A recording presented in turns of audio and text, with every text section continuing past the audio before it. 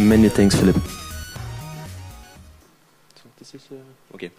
So I'm going to talk a little bit about the dark side of the new digital world, about online fraud.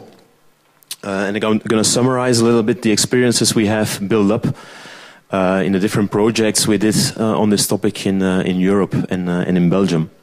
So let me first introduce the issue or the problem. And I'm going to focus on one specific style of online fraud, is phishing.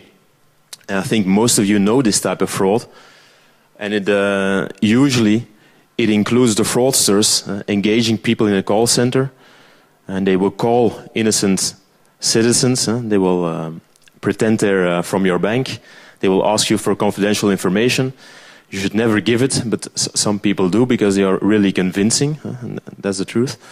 And using these credentials or using these codes, challenger codes, they can get access to your accounts. For example, your saving accounts. And what happens then is within the next couple of minutes, your complete savings money that you build up for years vaporizes and disappears. So they will move the money from a savings account to a current account, and then they will move it to external accounts, from which the money is withdrawn through ATM or points of sales. What's interesting here is that there's another person that plays an interesting role, that's the mule. So the fraudsters, they engage people, and we call them mules, who against payment will open an account at the victim's bank. And when the fraudulent transaction occurs, the money is placed on that mule account, which is within the same bank. And then the mule is going to withdraw the money and carry the money like a mule. That's why they say mule. He will carry the money to the fraudster. So both the victim and the mule are customers of the bank. So that's quite interesting.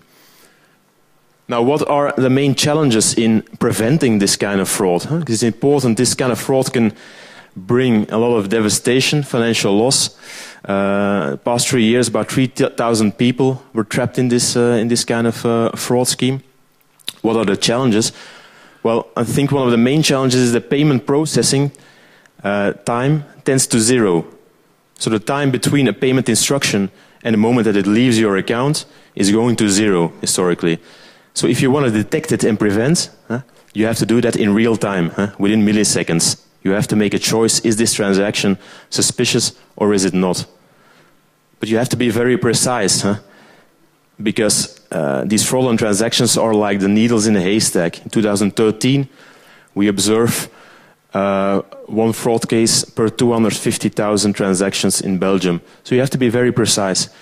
If you alert too many transactions, and if you block them, for example, you create customer annoyance, or you create a giant stack of alerts which your investigators cannot digest. So you have to be very, very precise. And how do you do it? My vision is you have to prevent these kind of things. You have to have a fraud management foundation, which is based on technology, of course. And if we're talking about identifying needles in the haystack, immediately, of course, we think about data science, about using analytics to understand what happened in the past, to understand your fraud cases, to correlate with all the data you have, historical data, on payments, on weblogs, on internet sessions, on customer information, to be able to find the triggers, the indicators that are strongly indicated with fraud. But that's not everything. You use this to distill knowledge, analytical knowledge, but if you want to prevent fraud, you have to integrate this knowledge into operational processes. You have to detect in real time. And you need specific technology for this. We use in our project event stream processing technology. It allows us to continuously listen to different operational systems, the internet sessions, the payment engines, the static data, correlate all these in real time, and apply the analytical rule logic to provide alerts or to block transactions. And of course, you also need the people and the processes. I will come back later on that point. Just to give an example on the kind of analytics we're doing, the kind of insights we're gathering in these projects. And I talked to you about these mule accounts, these people who work for the fraudsters and who open up an account at the bank. one of the first things we did at our customer site was investigating these mule accounts and these past fraud transactions.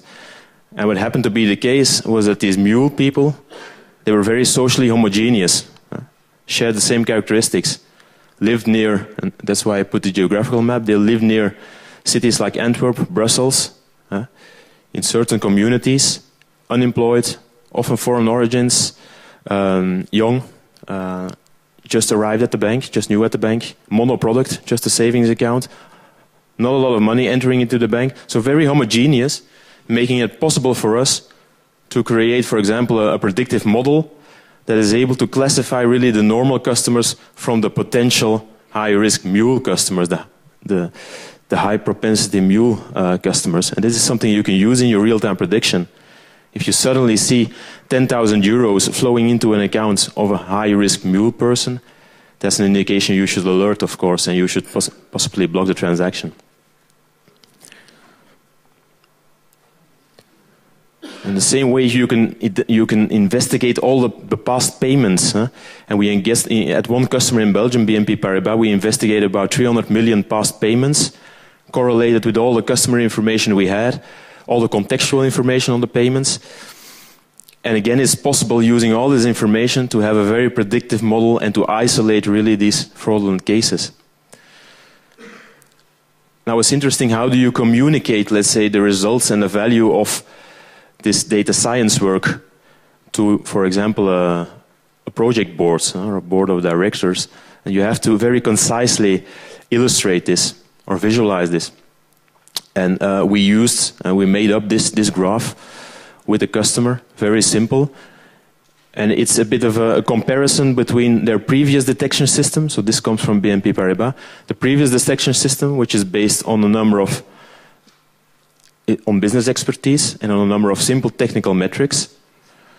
And we compared it with our phase 1 analytics-based data science-fueled model. And you can see, for example, that the old model generates per day more than 10,000 alerts. It's very difficult to manage for your investigation staff, whereas our model produces only 90 alerts. So that's a huge gain in efficiency. But also in effectiveness. The old system, with the 12,000 alerts, only captured 50% of the fraud cases, whereas an analytics-fueled model takes 90% of the cases. And if you combine these, you have, for the old system, 3 out of 100,000 alerts is actual fraud, whereas for us it's 3 out of 400 alerts is fraud.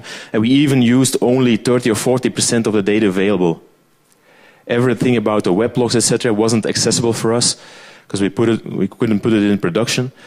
So I'm sure if we could have access to all data, we could bring down the 90 alerts to 10 alerts, for example, and even increase efficiency.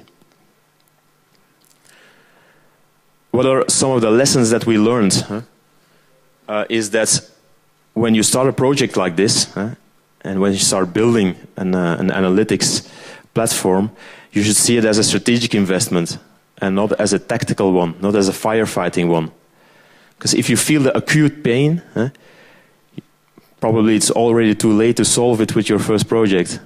And that's actually what happened, for example, at the Belgium bank. We started last year in January, had the first prototype real-time scoring finished in August. But in May, in fact, the criminal gangs, they were arrested and the problem stopped. Is that a reason not to invest in analytics and data science? No, it isn't, because new modus operandi will pop up for sure. Fraudsters will always be there and they will find new techniques. So we say, put the focus on building a strategic platform, a factory that allows you to very quickly build models, put them in production, integrate in operations, and make sure you have the people to support this, such that you are armed for the future. An important element in this analytics factory is data. Data fuels insight. The more data you have, the more effective you can craft your detection logic. And if we look at the data landscape at a traditional financial services institution, there's a lot of legacy. And when we look at the traditional hubs of data, the data warehouse, we observe that they only cover a very small portion of the useful data, typically customer referential data. But if you look at long history of transactions, if you look at internet logs, you can't find it in a data warehouse. So it is time that also those more big institutions move on to, and we've heard the word, these data lakes, probably fueled by technologies like Hadoop, which allows to store more pieces of data centrally with quick access to analysts. And a final word, or a final key takeaway, and I think I can very much connect to one of the points made by Laurent Fayette on change management. This is an article that appeared last week in the Morgen. It's another project, nothing to do with online fraud. It's another fraud project in the government where we're active. It's about tax investigators. We've put data mining software to find more tax. And you see an article like this. Smart software and data mining is reducing tax investigators to monkeys. This is, I think, symbolic. If you try to automate operational processes, this will have an impact on the people involved in these operational processes. Will they be reduced to monkeys? Not at all. They're the ones who are on the field. They inspire also, they provide business expertise to feed into the analytical models, and they still have to do the controls. But in any case, it will impact their work. And I very much agree, one of the lessons learned in the projects we did is to spend a lot of time on this change management. A very iterative, agile approach where you have multiple contacts with these people to convince them on the value, but also to work on how concretely these scores will support their work is absolutely necessary to make this a success. Okay, thank you.